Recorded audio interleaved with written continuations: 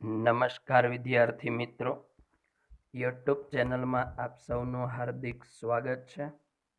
ધોરણ 10 સામાજિક વિજ્ઞાન, ચેપ્ટર નંબર 4 ભારતનો સાહિત્યિક વારસો।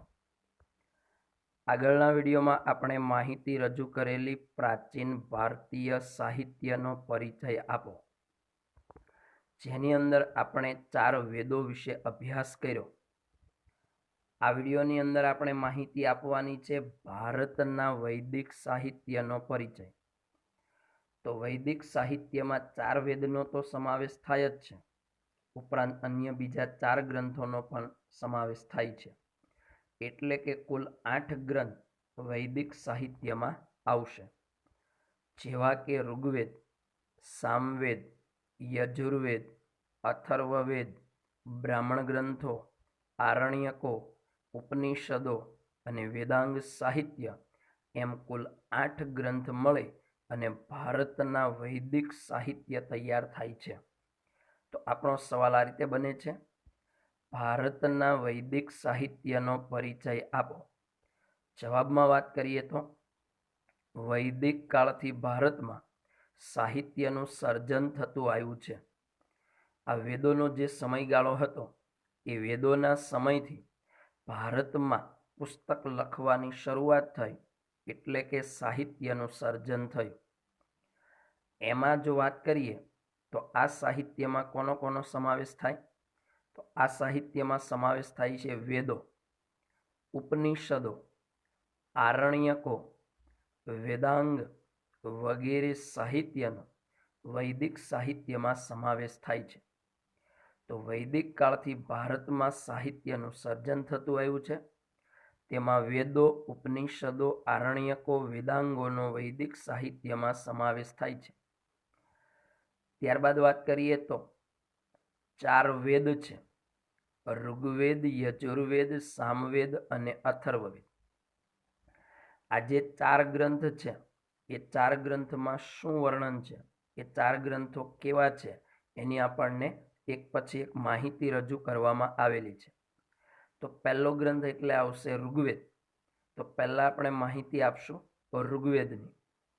તો ભારતીય સાહિત્યનું પ્રાચીનતમ પુસ્તક એટલે ઋગ્વેદ। તો ઋગ્વેદ એ ભારતીય સાહિત્યનું સૌથી જૂનામાં જૂનું પુસ્તક છે। એટલે સવાલ પૂછવામાં આવે કે કયો ગ્રંથ ભારતીય સાહિત્યનું પ્રાચીનતમ ગ્રંથ છે અથવા પુસ્તક છે, તો જવાબમાં આવશે ઋગ્વેદ। આ ઋગ્વેદની અંદર 1028 ઋચાઓનો સમાવેશ છે। ઋચાઓ એટલે સ્તુતિઓ અથવા એને કહેવાય મંત્રો। તો ઋગ્વેદ ગ્રંથની અંદર 1028 મંત્રનો સંગ્રહ કરવામાં આવ્યો છે અને આ ઋગ્વેદ ગ્રંથને 10 ભાગમાં વહેંચી દેવામાં આવ્યું છે। એ રીતે જો વાત કરવામાં આવે તો ઋગ્વેદ જે છે એ એક અદ્ભુત ગ્રંથ છે। આ ઋગ્વેદની જે ઋચાઓ છે એ ઋચાઓમાંથી મોટા ભાગની જે દેવોને લગતી સ્તુતિઓ છે, તો આ સ્તુતિઓ કેવી છે? તો કે મોટે ભાગે દેવો માટે બનાવવામાં આવેલી છે। તો આ ઋચાઓમાંથી મોટા ભાગની ઋચાઓ છે એ દેવોને લગતી સ્તુતિઓ કરવા માટે છે, દેવોની પ્રાર્થના કરવા માટે એનો ઉપયોગ થાય છે। તેમજ આ સ્તુતિઓનો ઉપયોગ ક્યાં કરવામાં આવે છે? તો કે હોમ હવન યજ્ઞ હોય એ વખતે શ્લોકનું ગાન કરવા માટે આ સ્તુતિઓનો ઉપયોગ કરવામાં આવે છે। તો આ સ્તુતિઓ યજ્ઞ પ્રસંગે કરવામાં આવતી અને એ જે યજ્ઞ પ્રસંગે થતી સ્તુતિઓ હતી એમાંથી ઉષાને સંબોધન કરતી કેટલીક સ્તુતિઓ મનમોહક છે। અહીંયા ઉષાનો અર્થ થાય છે સવાર। તો વહેલી સવાર જે છે એ સવારને સંબોધન કરતી કેટલીક સ્તુતિઓ છે એ બનાવવામાં આવી। આ સ્તુતિઓ એવી છે કે માણસના મનને મોહી લે છે, માણસના મનને હરી લે છે। તો આ ઋચામાંથી મોટા ભાગની દેવોને લગતી સ્તુતિઓ છે। સ્તુતિઓ યજ્ઞ પ્રસંગે કરવામાં આવતી, એમાંથી ઉષાને સંબોધન કરતી કેટલીક સ્તુતિઓ મનમોહક છે। સપ્ત સિંધુ પ્રદેશમાં વસેલા આર્યોની ઉત્તર ભારતમાં જઈએ તો સિંધુ નદીની આજુબાજુમાં બીજી અન્ય 7 નદીઓ છે, એટલે એને સપ્ત સિંધુના પ્રદેશ તરીકે ઓળખવામાં આવે. અને આ સપ્ત સિંધુના આજુબાજુના વિસ્તારમાં આર્ય પ્રજા વસવાટ કરતી હતી. તો એ આર્ય પ્રજાની રાજકીય, સામાજિક, ધાર્મિક અને આર્થિક બાબતોનું વર્ણન પણ આપવામાં આવેલું છે. તો આ ઋગ્વેદ ગ્રંથની અંદર આર્યોની રાજકીય, સામાજિક, આર્થિક અને ધાર્મિક બાબતનું વર્ણન કરવામાં આવેલું છે. તો ફરી એક વખત જોઈશું આપણે ઋગ્વેદ ગ્રંથ. તો ભારતીય સાહિત્યનું પ્રાચીનતમ પુસ્તક છે. 1028 ઋચાઓનો સંગ્રહ છે. ઋગ્વેદ 10 ભાગમાં વહેંચાયેલું છે અને એક અદ્ભુત ગ્રંથ છે. આ ઋચાઓમાંથી મોટાભાગની દેવોને લગતી સ્તુતિઓ છે. આ સ્તુતિઓ યજ્ઞ પ્રસંગે કરવામાં આવતી. એમાંથી ઉષાને સંબોધન કરતી કેટલીક સ્તુતિઓ મનમોહક છે. સપ્ત સિંધુ પ્રદેશમાં વસેલા આર્યોની રાજકીય, સામાજિક, ધાર્મિક અને આર્થિક બાબતનું વર્ણન પણ કરેલું છે. બીજો ગ્રંથ એટલે વાત કરશું આપણે યજુર્વેદ. યજુર્વેદ ગ્રંથ છે એને યજ્ઞનો વેદ કહેવાય. યજ્ઞ માટે તેનો ઉપયોગ કરવામાં આવે એટલે એને યજ્ઞનો વેદ કહેવામાં આવે. આ યજુર્વેદ 2 ભાગમાં વહેંચાયેલ છે, 2 સ્વરૂપે રચાયેલ છે. એક ગદ્ય સ્વરૂપ અને બીજું પદ્ય સ્વરૂપ. ગદ્ય એટલે પાઠ અને પદ્ય એટલે કાવ્ય અથવા કવિતાના સ્વરૂપમાં રચાયેલ છે. યજ્ઞ વખતે બોલવામાં આવતા મંત્રો, ક્રિયાઓ અને વિધિઓનું વર્ણન છે.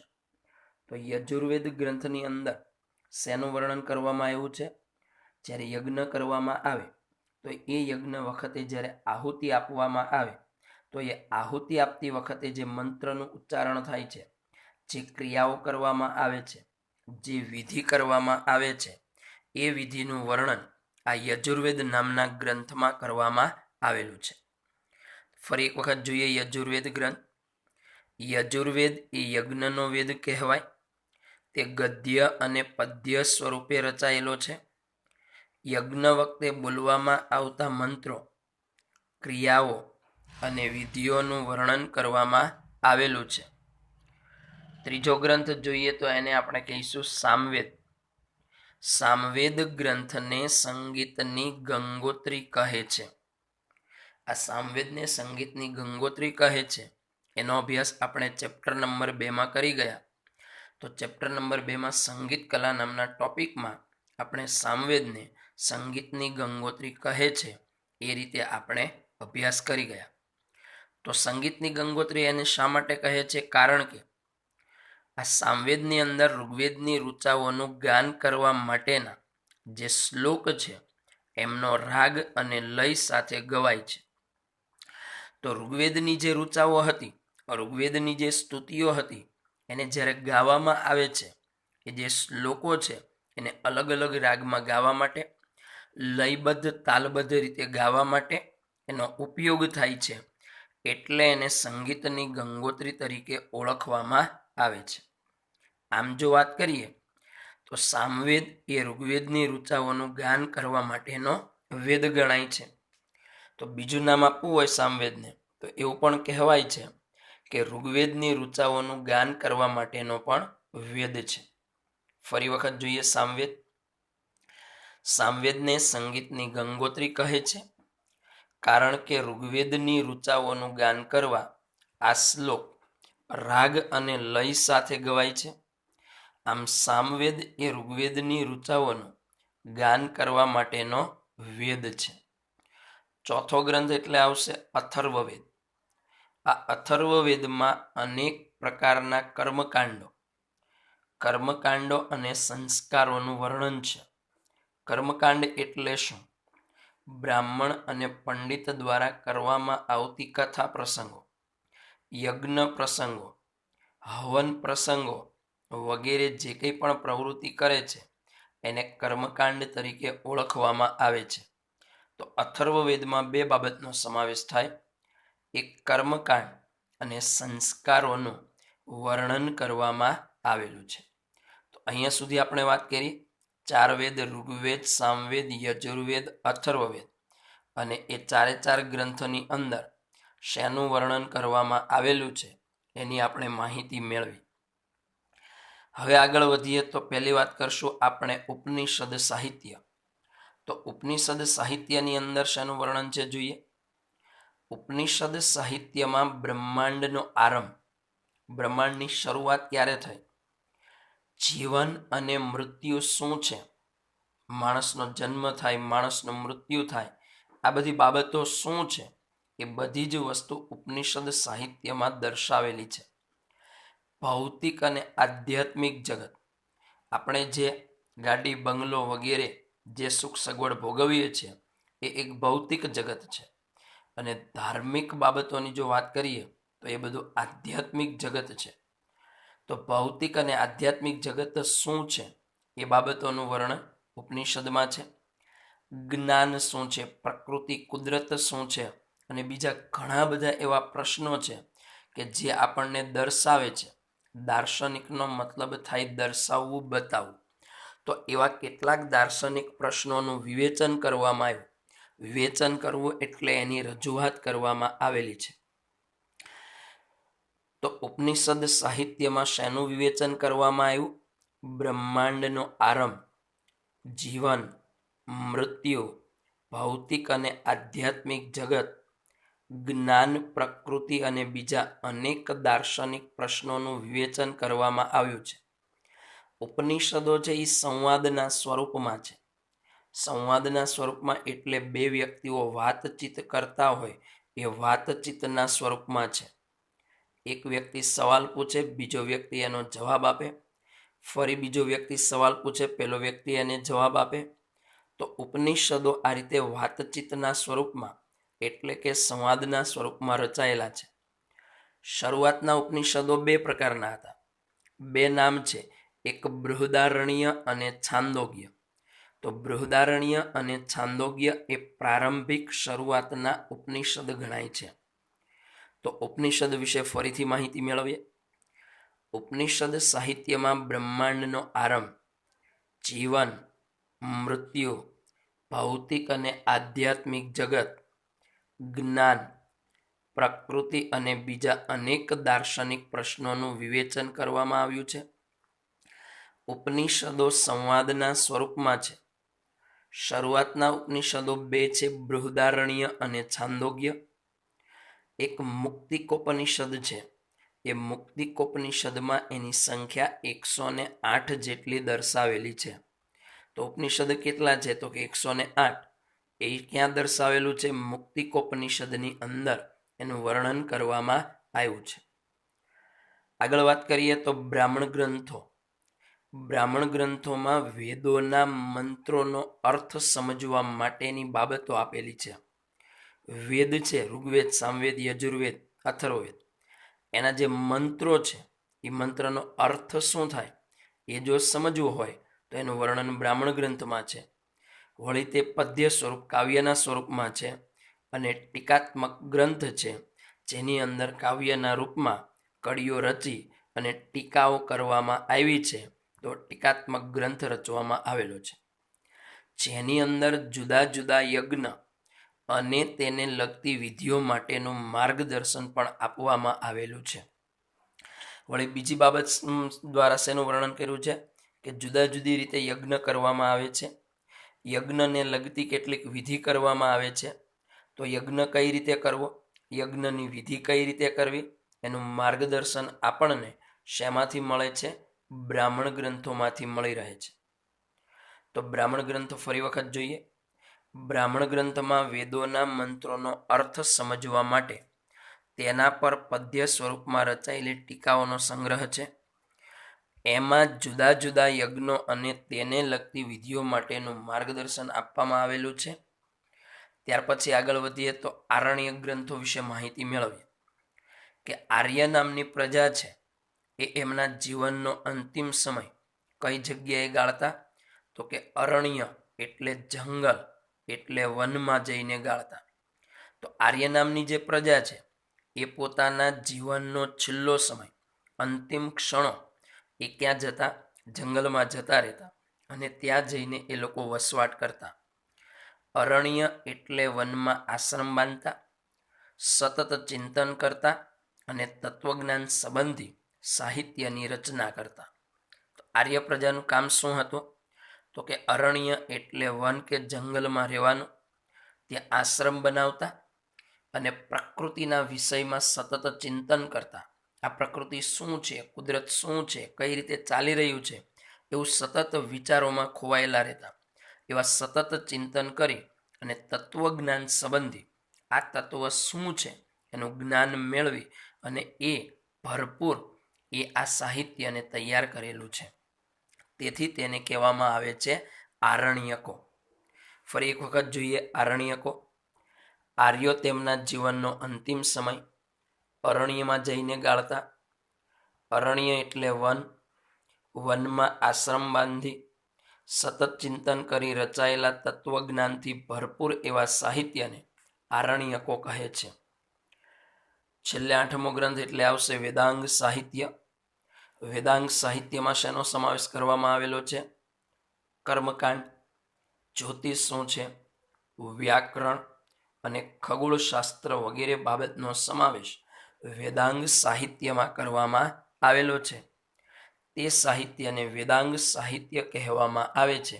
તો અહીંયા સુધી આપણે ભારતના વૈદિક સાહિત્યના પરિચયમાં 8 ગ્રંથનો અભ્યાસ કર્યો. ફરી એક વખત જોઈ લઈએ ભારતના વૈદિક સાહિત્યનો પરિચય આપો. વૈદિક કાળથી ભારતમાં સાહિત્યનું સર્જન થતું આવ્યું છે. તેમાં વેદો, ઉપનિષદો, આરણ્યકો, વેદાંગનો વૈદિક સાહિત્યમાં સમાવેશ થાય છે. ઋગ્વેદ, યજુર્વેદ, સામવેદ, અથર્વવેદ એમ કુલ 4 વેદ છે. ભારતીય સાહિત્યનું પ્રાચીનતમ પુસ્તક એટલે ઋગ્વેદ, જેમાં કુલ 1028 ઋચાઓનો સંગ્રહ છે. ઋગ્વેદને 10 ભાગમાં વહેંચવામાં આવેલો એક અદ્ભુત ગ્રંથ છે. આ ઋચાઓમાંથી મોટાભાગની દેવોને લગતી સ્તુતિઓ છે. આ સ્તુતિઓ યજ્ઞ પ્રસંગે કરવામાં આવતી. તેમાંથી ઉષાને સંબોધન કરતી કેટલીક સ્તુતિઓ મનમોહક છે. સપ્તસિંધુ પ્રદેશમાં વસેલા આર્યોની રાજકીય, સામાજિક, ધાર્મિક અને આર્થિક બાબતોનું વર્ણન પણ કરવામાં આવેલું છે. યજુર્વેદ એ યજ્ઞનો વેદ કહેવાય છે. તે ગદ્ય અને પદ્ય સ્વરૂપે રચાયેલો ગ્રંથ છે, જેની અંદર યજ્ઞ વખતે બોલવામાં આવતા મંત્રો, ક્રિયાઓ અને વિધિઓ કઈ રીતે કરવામાં આવશે તેનું વર્ણન કરેલું છે. ત્યાર પછીની વાત કરીએ તો સામવેદ. સામવેદને સંગીતની ગંગોત્રી સમાન ગણવામાં આવે છે, કારણ કે ઋગ્વેદની ઋચાઓનું ગાન કરવા આ શ્લોક રાગ અને લય સાથે ગવાય છે. આમ સામવેદ એ ઋગ્વેદની ઋચાઓનું ગાન કરવા માટેનો વેદ છે. ત્યાર પછી ચોથો વેદ એટલે અથર્વવેદ, જેની અંદર અનેક પ્રકારના કર્મકાંડ અને સંસ્કારોનું વર્ણન છે. ત્યાર પછી આગળ વાત કરીએ તો અથર્વવેદ પછી આવશે ઉપનિષદો. તો ઉપનિષદ સાહિત્યમાં આવશે બ્રહ્માંડનો આરંભ, જીવન, મૃત્યુ, ભૌતિક અને આધ્યાત્મિક જગત, જ્ઞાન, પ્રકૃતિ અને બીજા અનેક દાર્શનિક પ્રશ્નોનું વિવેચન કરવામાં આવ્યું છે. ઉપનિષદો 2 સ્વરૂપમાં એટલે કે સંવાદના સ્વરૂપમાં. ઉપનિષદો છે એ 2 પ્રકાર છે, બૃહદારણ્ય અને છાંદોગ્ય, જે પ્રારંભિક ઉપનિષદો છે. મુક્તિકોપનિષદમાં તેની સંખ્યા 108 દર્શાવેલી છે. બ્રાહ્મણ ગ્રંથોમાં વેદોના મંત્રોના અર્થ સમજવા માટે એમના પદ્ય સ્વરૂપમાં રચાયેલી ટીકાઓનો સંગ્રહ છે. એમાં જુદા જુદા યજ્ઞો અને તેને લગતી વિધિઓ માટેનું માર્ગદર્શન આપવામાં આવેલું છે. આરણ્યકો. આર્યો તેમના જીવનનો અંતિમ સમય અરણ્યમાં, જંગલમાં જઈને ગાળતા. અરણ્ય એટલે વનમાં આશ્રય બાંધી સતત ચિંતન કરી રચાયેલ તત્વજ્ઞાનથી ભરપૂર એવા સાહિત્યને આરણ્યકો કહેવામાં આવે છે. ત્યાર પછી વાત કરીએ તો વેદાંગ સાહિત્યમાં કર્મકાંડ ઉપરાંત જ્યોતિષ, વ્યાકરણ અને ખગોળશાસ્ત્રનો સમાવેશ થાય છે. તે સાહિત્યને વેદાંગ સાહિત્ય કહેવાય. તો અહીંયા સુધી આપણે માહિતી આપી 4 વેદ, અન્ય બીજા 4 ગ્રંથ, એમ મળે કુલ 8 ગ્રંથ દ્વારા ભારતનું વૈદિક સાહિત્ય તૈયાર થયું. તો વૈદિક સાહિત્યમાં આવશે 8 ગ્રંથ: ઋગ્વેદ, સામવેદ, યજુર્વેદ, અથર્વવેદ, બ્રાહ્મણ ગ્રંથો, ઉપનિષદો, આરણ્યકો અને વેદાંગ સાહિત્ય વગેરેનો સમાવેશ કરવામાં આવેલો છે.